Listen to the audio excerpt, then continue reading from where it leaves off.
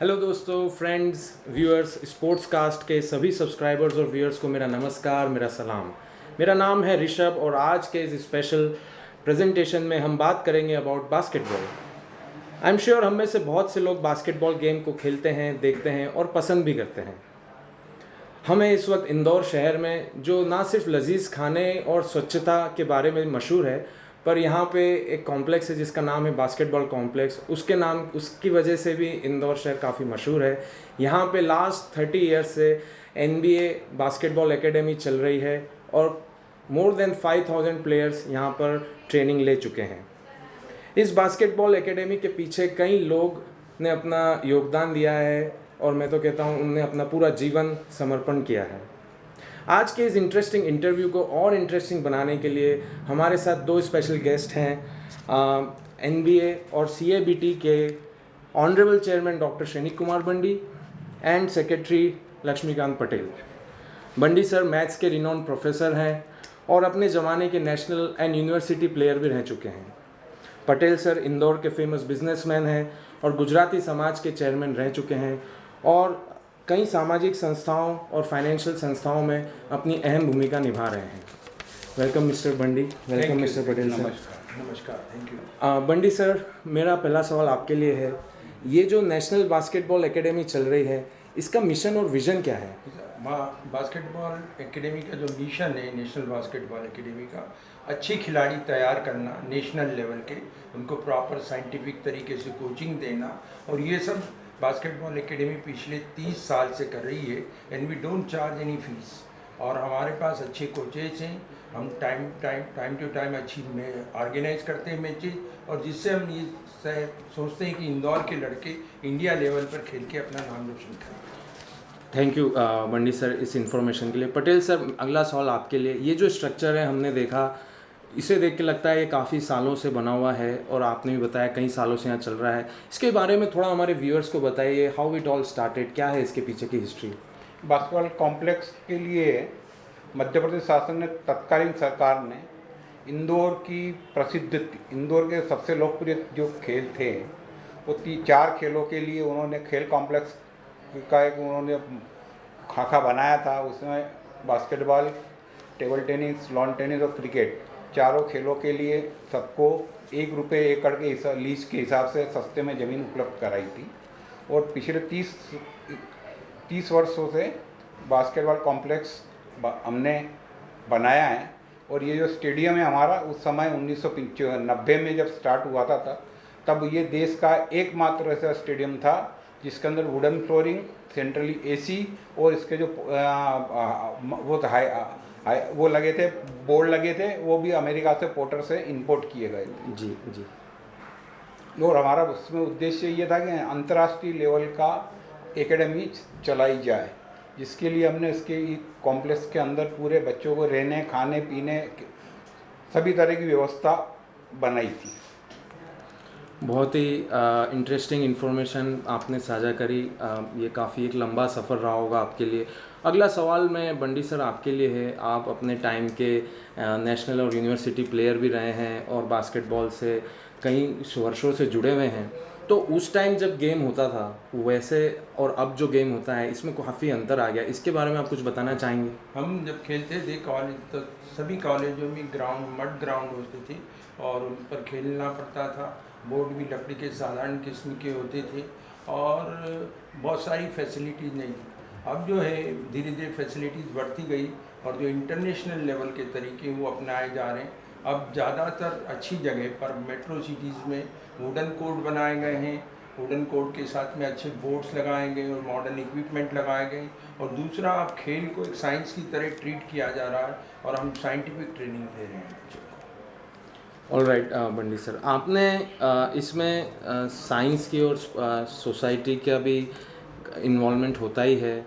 तो साइंस की जो आप बात कर रहे हैं, तो NBA में स्पोर्ट्स साइंस को लेके या टेक्नोलॉजी को लेके आप क्या प्रयास उठा रहे हैं? हाँ, जैसे कि हम सब जानते हैं कि स्पोर्ट्स केवल फिजिकल फिटनेस के लिए नहीं है, ये बहुत सारे और भी पर्पस के लिए किया जाता है। इसलिए इसमें seminar, workshop, physical training, physiotherapist, doctors, advisor orthopedician, nutrition, dietician, psychologist, उन सब का नॉलेज हमको चाहिए, तो हम समय समय पर उनके सेमिनार करा रहे हैं। मुझे कहते हुए प्रसन्नता आ रही कि एनबी इंदौर ने रिसेंटली 2-3 सेमिनार किए हैं, जिसमें न्यूट्रिशन का भी था, साइकोलॉजिस्ट का भी था और फिजिकल फिटनेस के लिए भी था, और फिजियोथेरेपिस्ट भी रेगुलर ट्रेनिंग दे रहे हैं। जी। पटेल सर, आपने इस जो प्रीमाइसेस है, कैंपस है, इसके हिस्ट्री के बारे में बताया। थोड़ा सा अभी यहाँ पे करंटली क्या एक्टिविटीज़ होती है, इस प्रीमाइसेस में क्या क्या प्रोवाइड होता है सर? हमारे कॉम्प्लेक्स के अंदर बेसिकली हम बास्केटबॉल की ट्रेनिंग देते हैं, और इसके साथ हमारे कने जो इंफ्रास्ट्रक्चर है उसके अंदर हमारे कने हेल्थ क्लब है, जिम है, योगा सेंटर है, इसे सभी टोटल सभी चीज़ें यहाँ हैं। और रिसेंटली पिछले 3-4 वर्षों में हमने एक नया इंडोर स्टेडियम बनाया है। इस तरह से ये एशिया का एकमात्र ऐसा सेंटर है जिसके अंदर 2 इंडोर कोर्ट और 3 आउटडोर कोर्ट है जी। ताकि नेशनल और इंटरनेशनल टूर्नामेंट आयोजित किए जा सके। उसी को ध्यान में रखते हुए एक नया इंडोर स्टेडियम हमने पिछले 3 साल पूर्व बनाया है, और वो उसको भी इंटरनेशनल लेवल का निर्माण किया है। जी जी। बंडी सर, आपने सोसाइटी का इम्पोर्टेंस बताना चाहा है कि सोसाइटी भी अपना रोल प्ले करती है, और यहाँ पे आपने जैसे बताया डेली काफ़ी बच्चे आते हैं। पहले तो मैं जानना चाहूँगा कि यहाँ पे डेली कितने बच्चे आते हैं, और जब आप पेरेंट्स से इंटरेक्ट करते हैं तो पेरेंट्स का क्या माइंडसेट होता है, वो किस हिसाब से अपने बच्चों को यहाँ खिलाने लाते हैं, उनकी क्या सोच है? अभी कोरोना के कारण बच्चे कम हो गए थे, फिर भी ये 400 लड़के, 400 player of different age group, लड़कियां लड़के सुबह शाम प्रैक्टिस करते हैं। हमारे पास 4-5 एक्सपर्ट कोच है, उनको गाइडेंस देते हैं। हम समर कैंप लगाते हैं टाइम टू टाइम, और पहले ये नंबर 700-800 तक भी रहा है। तो हमारा मेन उद्देश्य ये है कि ज़्यादा से ज़्यादा लड़के इसमें इन्वॉल्व हों, प्लेयर्स इन्वॉल्व हों, और वो टेक्निकली अच्छे तरीके से बास्केटबॉल खेलना सीखे, और सोसाइटी भी और इंस्टीट्यूट भी इनको सब सपोर्ट करें। सोसाइटी और इंस्टीट्यूट की बात चली है, और प्रीमाइसेस का भी हमने डिस्कशन किया है। 3 एकड़ का प्रीमाइसेस है, 5-5 इंडोर स्टेडियम है, 400 बच्चे खेलते हैं। पटेल सर, ये सवाल आपके लिए है, क्या प्रैक्टिकल चैलेंजेस आते हैं? मेन तो क्या है कि हम बच्चों को फ्री ट्रेनिंग देते हैं, बच्चों से कोई फीस चार्ज नहीं करते हैं, तो फाइनेंशियली वो तो रहता है। और दूसरा ये कि हमारा जो इतना बड़ा कॉम्प्लेक्स है, क्योंकि ये प्राइवेट ट्रस्ट का है, गवर्नमेंट का इसमें हमारा कोई सहयोग प्राप्त नहीं होता है, इसलिए थोड़ा सा फाइनेंशियली तक वो रहता है। लेकिन चूँकि ट्रस्टी हमारे सोशल लाइफ में सभी हैं, तो ट्रस्टियों को द्वारा जो फाइनेंशियल सपोर्ट मिल जाता है, तो उससे क्या है कि हमारी खेल की गतिविधि चलती रहती है। और हमारा जो ओरिजिनल मोटो है कि बास्केटबॉल को प्रमोट करना, बास्केटबॉल को आगे बढ़ाना, उस उद्देश्य को लेकर हम उसकी पूर्ति करने के लिए पूरी कोशिश करते हैं। पटेल सर, आपने गेम प्रमोट की बात कही, यहाँ के चैलेंजेस के बारे में बात कही। इसी से जुड़ा मेरा अगला सवाल है कि लोकल लेवल पे, जैसे इंदौर अब खैर काफ़ी नाम बढ़ा रहा है, यहाँ पे खूब सारे स्कूल हैं, कॉलेजेस हैं, इंस्टीट्यूट हैं, तो लोकल लेवल पे आप इन लोगों से कैसे कनेक्ट करते हैं, और भविष्य में आगे और क्या इसमें आप नया करने वाले हैं? नहीं, देखो, बास्केटबॉल बेसिकली स्कूल से शुरुआत होती है, छोटे बच्चों से। तो हम शायद पूरे हिंदुस्तान में सबसे अच्छा इंटर स्कूल टूर्नामेंट करते हैं, जिसके अंदर इंदौर की जितनी प्रोमिनेंट स्कूल है उनकी 60-70 टीमें पार्टिसिपेंट करती है। और वो उस लेवल की मैच है कि जैसे अपने स्टेट या नेशनल लेवल के टूर्नामेंट है, उस तरह के उसके अंदर मैचेस होती हैं। और वहीं से ये बच्चे हमको प्राप्त होते हैं, जिसको आगे बढ़ा के और उसको ले जाते हैं। और इंटर कॉलेज भी टूर्नामेंट हम करते हैं, वो तो उसमें भी तो 12th के जो बच्चे हैं वो अपने करियर के लिए खेल छोड़ देते हैं, तो वो समस्या हमारे साथ है। तो ये जो समस्या आपने बताया, इससे ही जुड़ा मेरा ये अगला प्रश्न आपके लिए है बंडी सर, आपका इनके प्रति क्या मैसेज है, या जो हमारे व्यूअर्स हैं, जो प्लेयर्स हैं, या पेरेंट्स हैं, या सोसाइटी, उनको आप क्या मैसेज देना चाहते हैं? हम ये मैसेज देना चाहते हैं कि स्पोर्ट्स भी एक करियर है, स्पोर्ट्स को बहुत लाइटली नहीं लिया जाए। तो जिस तरह आप पढ़ाई पे कंसंट्रेट करते हैं, वैसे स्पोर्ट्स में भी कंसंट्रेट करें। क्योंकि हम बास्केटबॉल से रिलेटेड, जब हम बास्केटबॉल की बात करेंगे, उसको रिलेट करें और अच्छे से बास्केटबॉल सीखें। और जब वो कॉलेज में आए चाहे किसी भी डिसिप्लिन में जाए, वो बास्केटबॉल खेलना कंटिन्यू करें।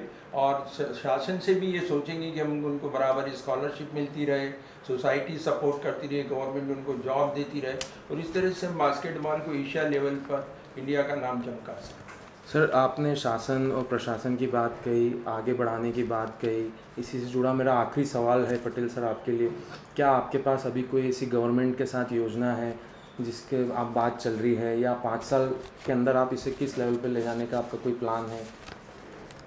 नहीं, हमारा अभी जो गवर्नमेंट स्पोर्ट्स अथॉरिटी इंडिया है उनके साथ एक टाई अप हुआ है। उन्होंने जो खेलों को आगे बढ़ाने के लिए जो प्रधानमंत्री की खेलो इंडिया स्कीम है, उसी स्कीम के अंदर नेशनल बास्केट अकादमी इंदौर को मैं अपने हर्ष के साथ आपको व्यक्त करता हूं कि खेलो इंडिया की गर्ल्स की एकेडमी इंडिया की हमें प्राप्त हुई है, जो 2-3 महीने के अंदर शुरुआत हो जाएगी। तो एक हमारा ही बहुत बड़ा अचीवमेंट है। जो हमारा सपना था कि नेशनल लेवल पे हमें कोई कोचिंग सेंटर खड़ा करें, तो वो हम खेलो इंडिया में साई के साथ मिलके आगे शुरुआत कर रहे हैं। जी, मेरी आपके साथ शुभकामनाएं हैं। आप लोग बहुत मेहनत कर रहे हैं, आप आगे प्रोग्रेसिव भी सोच रहे हैं, साइंस और टेक्नोलॉजी को भी जोड़ रहे हैं। तो सबकी तरफ से मैं आपको बेस्ट विशेस देता हूँ। Thank you Bandi sir and Patel sir, आज आपने अपना कीमती समय निकाला और हमसे बातें करी। और मैं समझता हूँ आज का इंटरव्यू बास्केटबॉल लवर्स को भी पसंद आया होगा, काफ़ी इन्फॉर्मेटिव और इंस्पिरेशनल लगा होगा। आप बास्केटबॉल के बारे में क्या सोचते हैं, ये जो इंटरव्यू है इसके बारे में क्या सोचते हैं, कमेंट सेक्शन में अपनी राय रखें। अगर आपके और कोई क्वेश्चंस हैं तो कमेंट सेक्शन में पूछें, हम उसका जवाब देंगे। और ये स्पोर्ट्स कास्ट चैनल को भी आप सब्सक्राइब कीजिए अगर आपने नहीं किया है। और शायद आपका भी एक यूट्यूब चैनल है NBA इंदौर ऑफिशियल, उसको भी सब्सक्राइब करें। NBA का जो नया यूट्यूब चैनल आया है उसमें काफ़ी इन्फॉर्मेशन रहेगी। और इसी के साथ हम इस इंटरव्यू क्लोज करते हैं और एक वीडियो क्लिप के साथ छोड़े जा रहे हैं जो इस जगह के बारे में और दिलचस्प वीडियो बताएगी। Thank you so much, love you, take care, bye bye. Thank you.